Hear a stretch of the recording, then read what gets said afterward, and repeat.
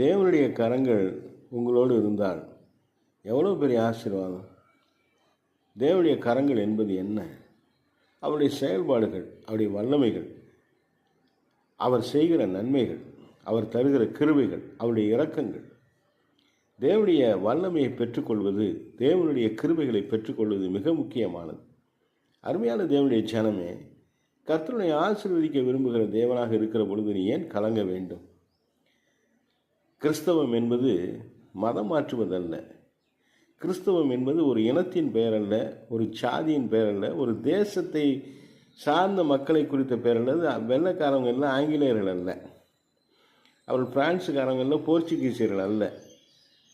அவர்கள் கிறிஸ்தவர்கள் என்பவர்கள் ஏதோ ஒரு பெத்லகேம் ஊரை சேர்ந்தவர்கள் அல்ல, இஸ்ரவேலை சேர்ந்தவர்கள் அல்ல.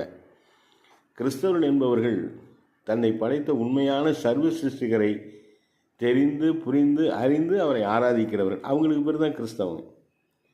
தன்னை உண்டாக்கினவரை, உருவாக்கினவரை, உயிர் கொடுத்தவரை, ஆத்மாவை கொடுத்தவரை, சரீரத்தை கொடுத்தவரை, ஆவியை செயல்படுத்துகிறவரை, வாழ வைக்கிறவரை, நித்திய ஜீவனை தருகிறவரை, தனக்காக ஜீவனையும் கொடுத்தவரை அறிந்து புரிந்து உணர்ந்து வாழ்வது தான் கிறிஸ்தவம். இது மதம் மாத்துறதில்லை, இது மதமே இல்லை, இது ஏதோ ஒரு இனம் அல்ல, இது ஒரு தேசம் அல்ல, இதுதான் வாழ்க்கை. இந்த அனுபவத்தை பெற்றுக்கொண்டவங்கள சாத்தான் பிரச்சனை பண்ண தான் செய்யும். ஆனால் சாத்தானை ஜெயிக்க உங்களுக்கு அதிகாரமும் வல்லமையும் கர்த்தர் கொடுத்துருக்குறார். சின்ன சின்ன பிரச்சனையெல்லாம் மைண்டில் ஏற்றாமல் கர்த்தரை துதிக்க பாருங்கள். சின்ன சின்ன தடையெல்லாம் தலையை உடச்சி தூக்கி எறிஞ்சிட்டு போய் தேவனுடைய ராஜ்யத்தை கட்ட பாருங்கள். இந்த பூமியில் நீங்கள் அழைக்கப்பட்டது, பிறந்து வந்திருக்கிறது, இங்கே ரட்சிக்கப்பட்டிருக்கிறது, வாழ்ந்துக்கிட்டு இருக்கிறதெல்லாம் தேவனுடைய ராஜ்யத்தை கட்டுறதுக்கு தாங்கிறத நான் உங்களுக்கு நினைப்போட்ட விரும்புகிறேன். நீங்கள் ஆசீர்வதிக்கப்பட்டவங்க, அனைவரும் ஆசீர்வாதத்தில் நடத்துங்க. உங்களை கர்த்தர் எடுத்திருக்கிறார், பிரயோஜனப்படுத்துகிறார். அடுத்தவங்களையும் பிரயோஜனம் உள்ளவங்களாம் மாற்றுங்க. That is Christianity. அடுத்தவங்களையும் வாழ வைக்கிறது தான் கிறிஸ்தவம்.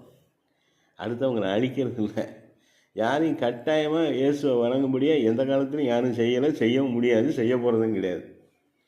யார் அப்படி செய்கிறாங்கன்னு உங்களுக்கு நல்லா தெரியும். கிறிஸ்தவம், கிறிஸ்து மென்மையானது, அன்பானது, அருமையானது, நித்தியமானது. எல்லாருக்கும் சொல்லலாமா? நீங்கள் ஆசீர்வதிக்கப்பட்டவங்க, அனைகிற ஆசீர்வாதத்தின் பாத்திரமாக மாற்றுங்க. கர்த்தர் உங்களோடு இருக்கிறார், கர்த்தருடைய கரம் உங்களோடு இருக்கிறது. சத்தமாக இல்லையே சொல்லுங்கள் பார்ப்போம்.